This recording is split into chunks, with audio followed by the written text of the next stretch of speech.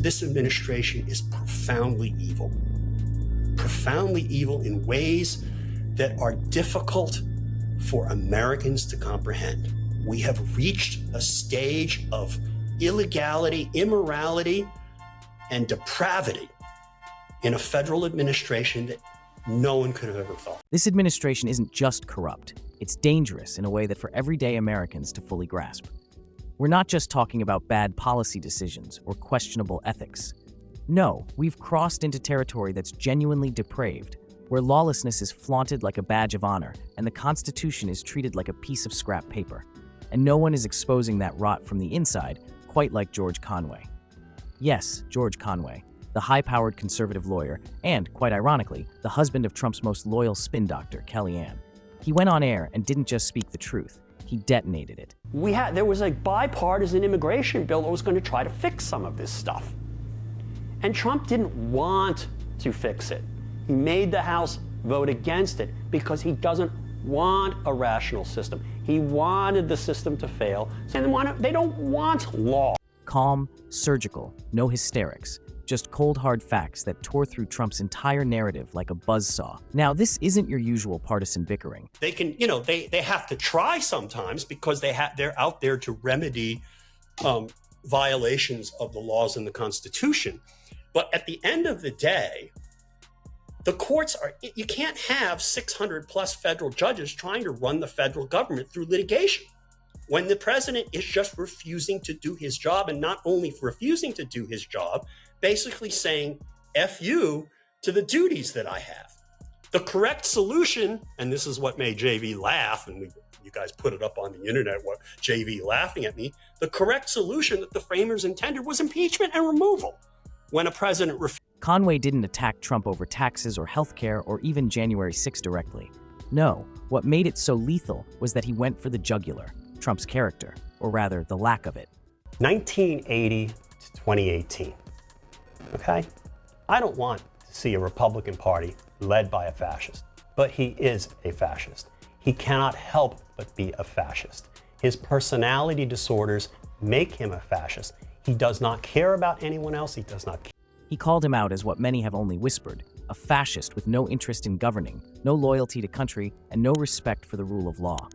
Conway said it plainly. He can't help himself but emotionally react to things. One of the things that he's a narcissistic sociopath. That's the thing everyone has to kind of get used to. It's the reason why you cannot normalize him. You cannot treat him like a normal human being because he's not.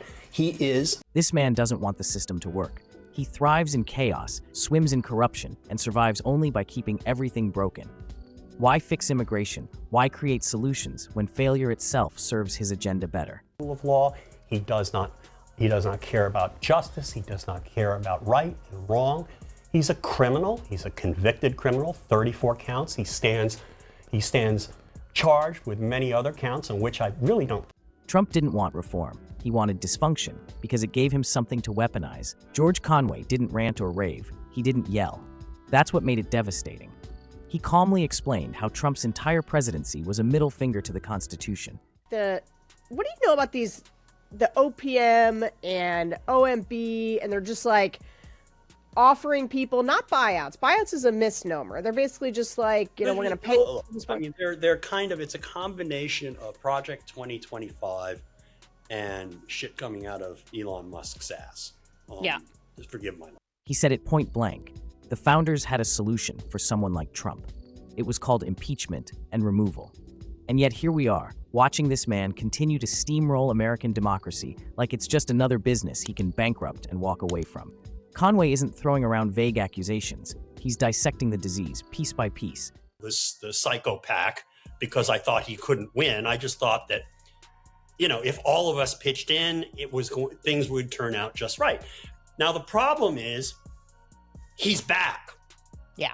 And I'm convinced that even if the American people get their act together on him, and they're starting to realize that. I mean, there was this great article, I hate to say great article in Axios, but it was actually a great article. Trump isn't just incompetent, he's mentally and morally unfit. A narcissistic sociopath who doesn't care about anyone, not his followers, not his staff, not even his own legacy. except where it serves his need for validation. And it's not just about the man himself, it's about the movement he's created. Far along there, and then I just started having this queasy feeling like I don't really want to work in this administration, because I was just watching the shit show that was going on with the Russia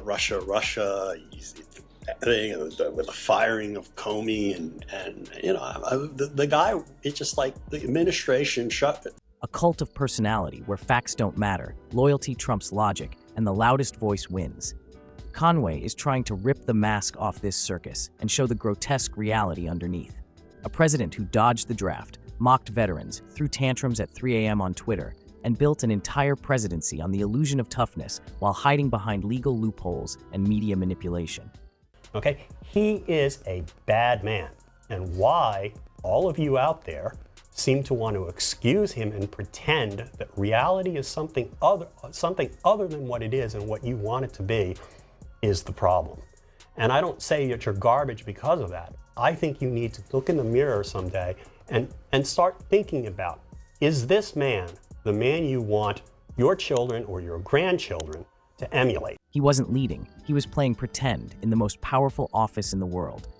And Conway, with the quiet confidence of someone who knows the law and the stakes, made sure the world understood exactly how dangerous that really is. He's a psychopath, and even at his mental best, at his most acute mental state, he's bad guy. He's basically represents all that is evil, as reflected in.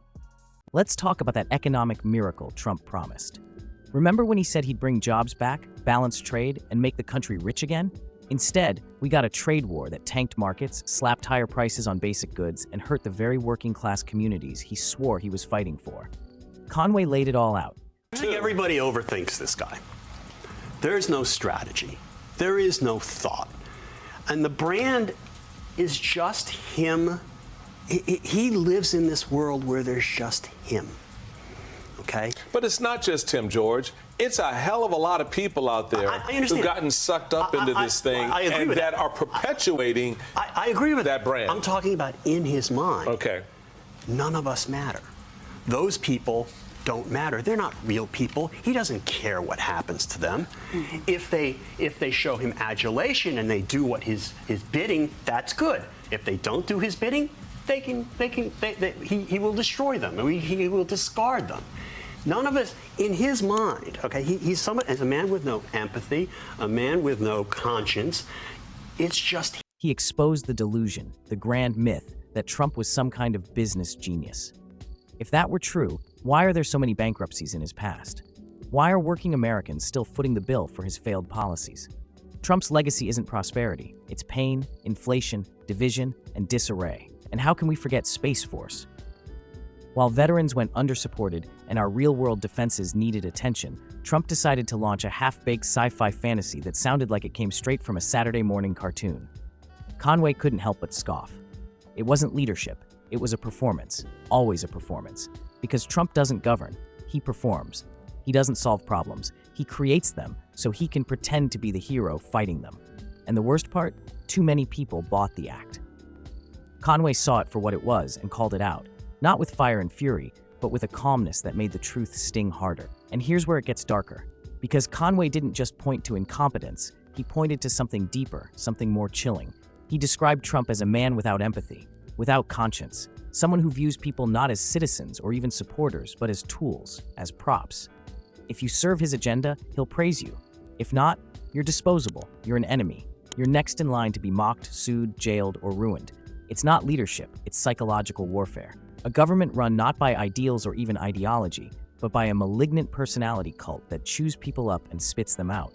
What Conway exposed is something few are brave enough to say. We're being governed by people who are fundamentally broken, psychopaths in suits. And their goals aren't hidden. They want destruction. They want chaos. Because that's where they thrive. They're not trying to uphold the Constitution. They're trying to obliterate it and replace it with raw, unchecked power. Conway didn't flinch from this. He said it out loud. We are teetering on the edge of a cliff.